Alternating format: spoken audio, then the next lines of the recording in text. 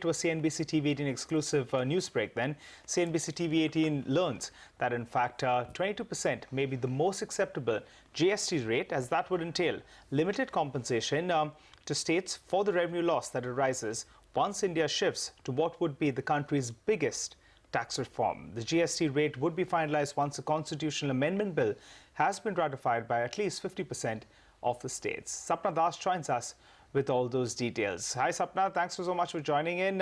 Fill us in with all these details. Hi Nigel. So basically, the rate is the one issue that is under discussion, absolute discussion on that. We're getting to understand from various quarter states as well as some quarters of the center as well, that it may settle around 22%. Of course, there's no decision, and all these important decisions will be taken by the GST Council. But 22% is what we understand. Some quarters also indicating from the states that the R&R is turning out to be around 23 to 24%. So which is very much on the higher side.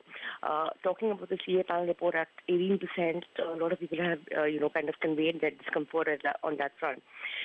So there's probably a middle part that people are looking at, and 22% is the rate that's going around at this moment. At this rate, we also understand that the compensation that will be required from the center to the states would be absolutely minimal. So from the center's point of view, this could be a win-win situation. The only point here, Nigel, is that what happens with the service tax rate? You're at 15.5%. You have a jump going right up to 22%. So we understand that the center is working on that front. They're trying to work out some mechanism. At best, they can also keep some of the essential services at a lower rate. So it always happens in excise. It always happens in that.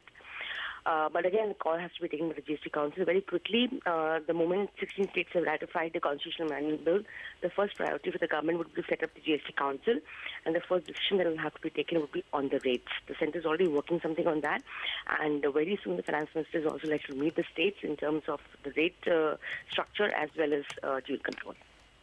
Okay, Sapna, thanks so much for all those exclusive details.